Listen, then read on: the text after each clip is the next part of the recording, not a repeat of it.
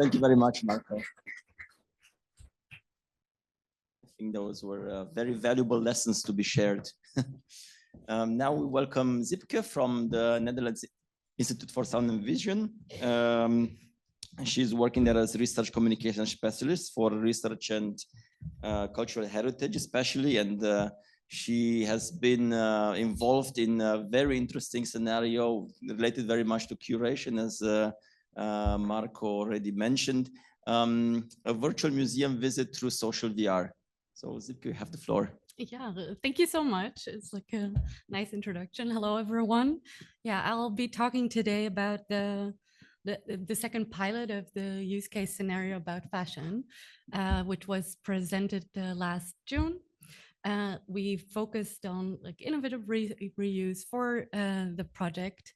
And we found that our main themes were like the sustainability, and one other important theme that also arrived was accessibility of these 3D cultural heritage materials. So our main focus was to explore the applicability of social VR technology and how it's a powerful means for storytelling for cultural heritage institutes to create creative spaces with the assets. So what is this social VR technology? What does it look like?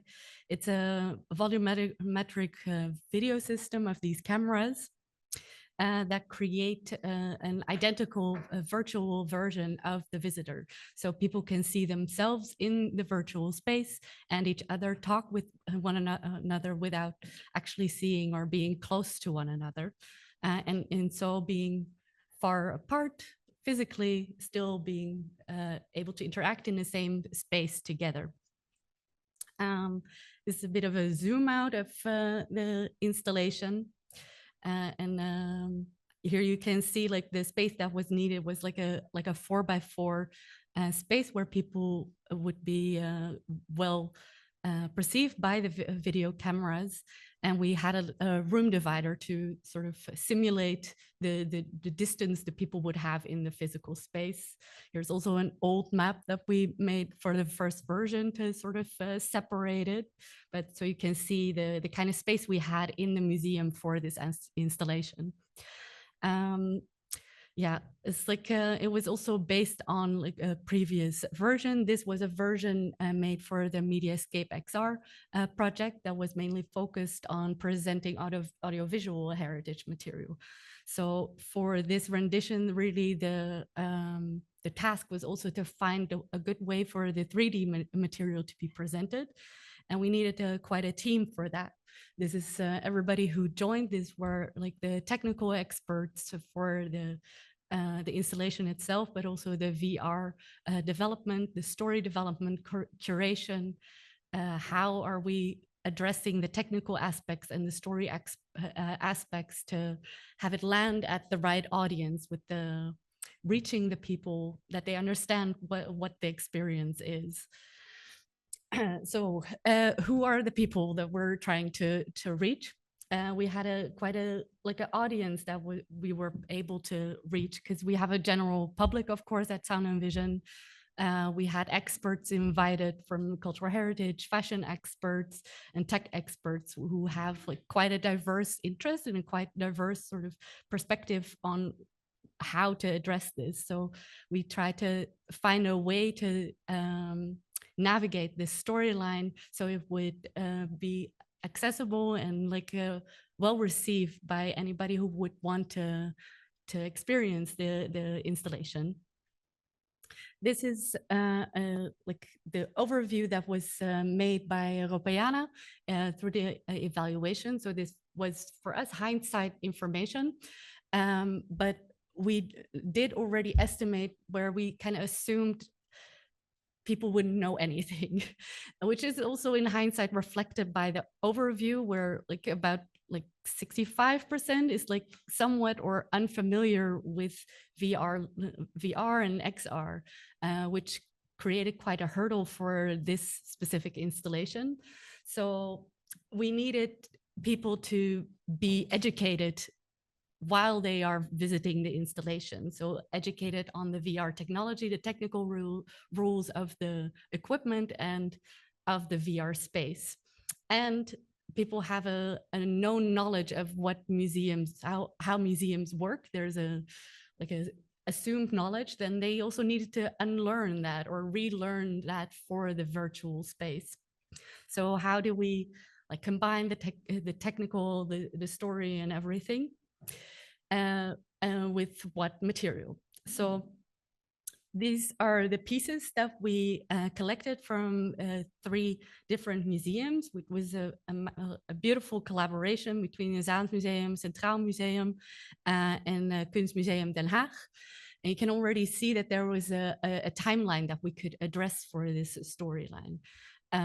These pieces were selected based on their fragility or inaccessibility for them to be demonstrated or exhibited in any other way than in a 3D or digital space. Because, for example, the green gown is arsenic, so it's also poisonous for people. So it's difficult to show. And the 3D space is a way to have a way to present it. Then also the material from Sound and Vision was also used for archival context. So that made really the opportunity for a very multimedia exhibition in the VR space. So we have these lessons. It's a quick already teaser of what the spaces looked like. And the lessons where we need to educate, need to combine these collections in one story and to engage people in that story, and most of all, find ways on how to present the social aspects of social VR. Now I have a video also of my colleagues because this was a very much interdisciplinary display, and they can show you what the experience was like in June. It's like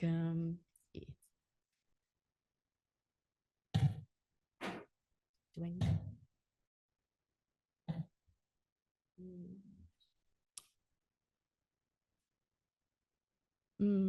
I'm a bit sad there's no sound. Sound and vision. Okay. And we're here with a social VR installation to actually show visitors a different way of approaching historical heritage.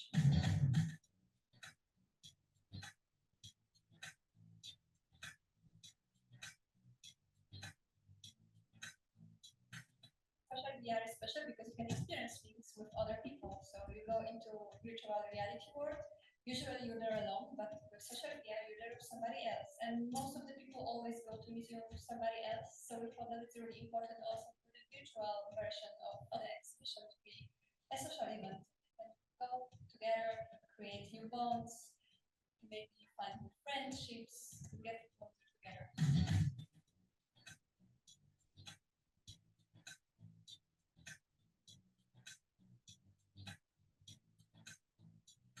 People are going in social VR on a journey, and it's a journey of fashion design, and it shows the transformation of how fashion design used to be shaping the body, how nowadays fashion designers have opted for new techniques where the body is shaping the fashion. That transformation, that journey of how we got there, is what people will experience in social VR.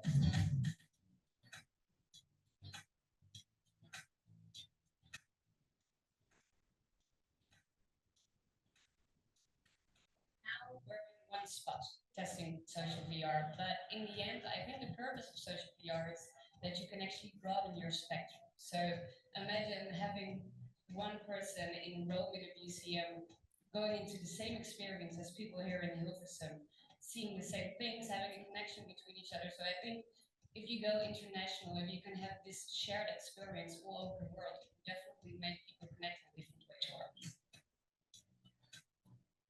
I'm sorry, I'm gonna skip ahead because of time. And I still wanna quickly take you a little bit of, to show you a little bit of what the virtual reality space looked like. So for that, we're gonna follow Sebastian and Hannah. This was the tutorial space where people learn what kind of buttons to use for what kind of tools, what they can do, how to collaborate together and guide themselves. Oh, sorry. It's like I feel like somebody is like using the mouse. It's like Oh, okay. Thank you.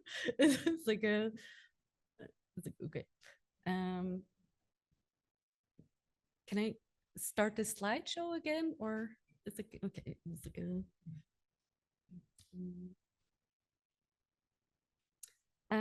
yeah, so the tutorial space, there was a first design choice where this is a similar space that looks like the actual museum at Sound and Vision. So people would have like a recognized first introduction to be able to explore the physical museum in the VR space.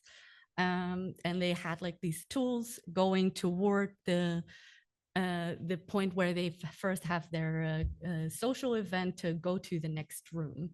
This is the next room where it's a more of a classical museum setting of an exhibition where they learn about the material, apply the tutorial tools to engage with the buttons and learn about the exhibited pieces. To end up in the final room, which is the final full exploration of possibilities for social VR, where they can like really explore the storyline in an applied and gamified way to work together and to sort of further nudge the possibility to talk with one another and to get to the end and the conclusion of the exhibition.